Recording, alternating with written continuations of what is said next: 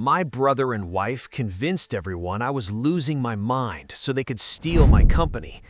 They didn't know I left a poison pill in the server. My name is Elias. I'm 42 years old. If you Googled my name 2 years ago, you would have seen me listed as the CEO of Vanguard Restorations, a premier historic renovation firm in Boston. You would have seen photos of me with my beautiful wife Sarah and my charismatic younger brother Julian. We were the dream team. I was the builder, Julian was the salesman, and Sarah was the designer. If you Google me today, you won't find much. I scrubbed my digital footprint. But if you Google them, you will find mugshots, bankruptcy filings, and a scandal that rocked the local real estate market. For a decade, I thought I was building a legacy for my daughter, Lily. I didn't know I was building a bank account for my brother and my wife to run away together. They gaslighted me. They drugged me. They stole my company.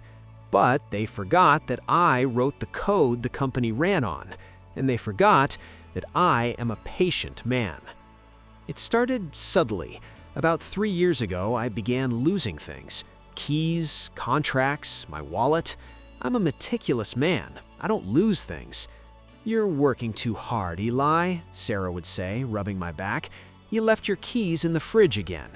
I didn't remember putting them there, but I laughed it off. Stress, right? Then the mood swings started. I would wake up feeling groggy, confused, sometimes irrationally angry. At board meetings, Julian would interrupt me. "Elias, we discussed this yesterday, don't you remember?" The other board members, investors I had known for years, started looking at me with pity. I don't recall that." "It's okay, bro," Julian would smile, that winning, capped tooth smile. "I'll handle the presentation. You go rest." It culminated in the incident. I was at a job site, a 19th century Victorian mansion we were restoring. I was on the scaffolding. Suddenly, the world spun. My vision blurred. I felt like I was floating. I stumbled and fell. Thankfully, I landed on a pile of insulation, not the concrete. I woke up in the hospital. The doctor came in. He looked grave. "Mr. Vance, we found high levels of benzodiazepines and opioids in your blood. Do you have a substance abuse problem?" "No," I protested. "I don't take anything but vitamins." Sarah was crying in the corner. He's been taking pills for months, doctor. I tried to stop him. He hides them." I looked at her shocked. "Sarah? What are you talking about? Stop lying, Eli. Just admit you need help." My brother Julian walked in, looking somber. "We can't let him run the company like this. He's a liability." That week, they invoked a clause in our partnership agreement, the Incapacitation Clause. Because of my drug-induced accident and Sarah's testimony about my addiction, the board voted to remove me as CEO temporarily. Julian took over. Sarah was given my voting proxy for my own good. They sent me to a rehab facility for 60 days, a place with no phones, no internet. I sat there, sober as a judge, confused, terrified, thinking I had actually lost my mind. I didn't know that every morning Sarah had been crushing Xanax into my protein shake. When I got out of rehab, I was a pariah. I went to my house. The locks were changed. Sarah met me at the door with a restraining order. "You're unstable, Eli. I can't have you around Lily." The judge granted an emergency order. "I want to see my daughter," I shouted. "Get help, Eli," she said, and closed the door. I went to the office. Security, men I had hired, escorted me out. "Sorry, Mr. Vance. Julian said you're barred from the premises." I was homeless. I stayed in a cheap motel. I had no access to my bank accounts because Sarah had frozen them during the divorce proceedings she had initiated while I was locked away. For 3 months, I lived in hell. I worked day labor jobs just to eat, but the fog in my brain cleared. Without Sarah's protein shakes, I was sharp again. I started to think, why was Julian so prepared to take over? Why did Sarah have the divorce papers ready the day I entered rehab? I needed answers. I hired a private investigator. I couldn't afford a good one, so I hired an ex-cop named Miller who worked out of a bar. I paid him in cash and a watch I had managed to keep. 2 weeks later, Miller called me. "You need to see this, Elias. Meet me at the diner." He slapped a folder on the table. "They're not just partners," Miller said. "They've been together for 6 years." I felt like I was going to vomit. 6 years? I whispered. "But Julian was the best man at my wedding 5 years ago." "Yeah," Miller grimaced. "Sick, right? But it gets worse." He pulled out financial records. While I was building the legacy, Julian and Sarah had been setting up shell companies. Vanguard Restorations paid J&S Supply for company. J&S Supply was owned by Sarah's maiden aunt. They were overcharging the company by 300% for marble, wood, and fixtures. They were siphoning millions. They used the rehab stint to liquidate the assets. They're selling the company next month to a massive conglomerate. They're taking the cash, leaving you with the tax liability for the shell companies. Then Miller hesitated. "There's one more thing, Elias, and this is going to hurt." He slid a piece of paper across the table. "A DNA test." I grabbed a coffee cup from Julian's trash and a hairbrush from your daughter's school locker. I looked at the paper. Probability of paternity, 99.9%. Father, Julian Vance. Lily, my Lily, the girl I taught to ride a bike, the girl I read to every night, the girl who looked just like my mother. She wasn't mine, she was my brother's. They had made me raise their child while they laughed at me behind my back. I didn't cry. I felt a part of my soul die in that diner booth. The loving father, the trusting husband, the loyal brother, he died right there. What was left was a hollow shell filled with gasoline, and I was looking for a match.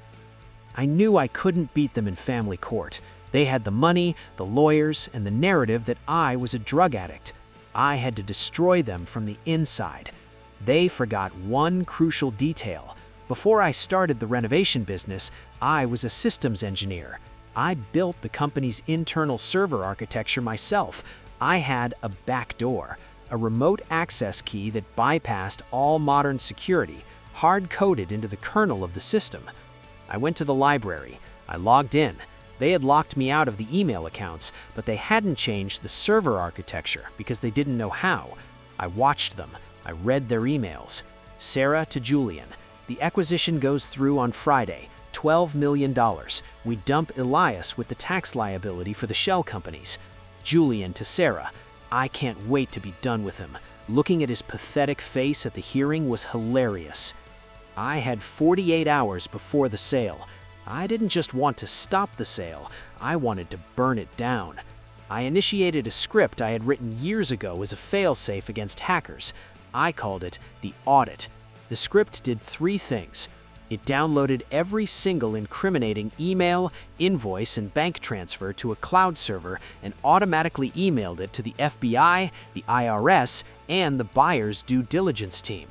It triggered a forensic wipe of the proprietary blueprints for our historic restorations, our intellectual property. It changed the routing numbers for the sale wire transfer. They were hosting a farewell gala to celebrate the sale of the company. It was at the Four Seasons. I wasn't invited. I went anyway. I wore my only remaining suit. I looked thin, gaunt, but my eyes were burning. Security tried to stop me. "Let him in," Julian's voice boomed. He walked over holding a champagne glass. He wanted to gloat.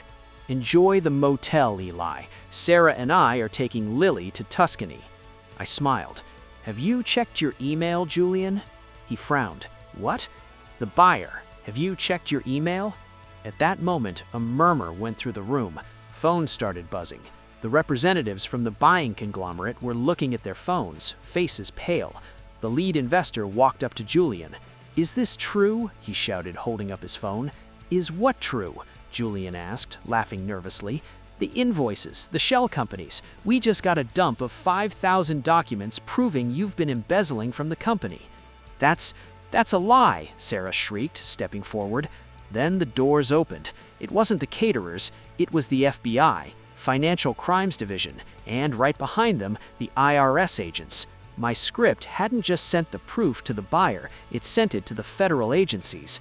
"Julian Vance, Sarah Vance, you are arrested for wire fraud, tax evasion, and corporate embezzlement." The room erupted. Julian tried to run. He actually tried to bolt for the kitchen. A tackler dropped him. Sarah started screaming, pointing at me. "He did it! He's the hacker! He's crazy! Look at him!" The agent looked at me. I stood there, calm. "I'm just an incapacitated drug addict," I said, loud enough for the room to hear. "I don't know how to use a computer, remember?" Their own lie was my alibi. They had spent 6 months documenting legally that I was incompetent. They couldn't argue that I was a mastermind hacker. The fallout was nuclear. The sale was canceled. The company assets were seized by the government to pay back taxes and fines. Since Julian and Sarah were the acting officers, they took the fall. Because of the sheer scale of the fraud, $4 million stolen, they were denied bail. The paternity test. That was the hardest part. During the trial, I submitted the DNA evidence to family court. Since Julian was going to prison for 15 years and Sarah for 10, neither could take custody of Lily. The state looked at me.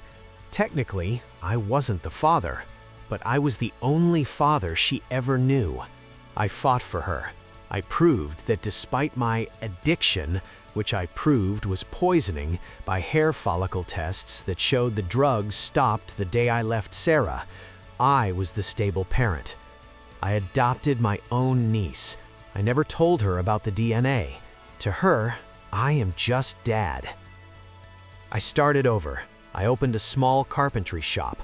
Just me and wood. No board members, no millions. I live in a small house with Lily. Julian sends letters from prison, blaming me, begging for money. I burn them.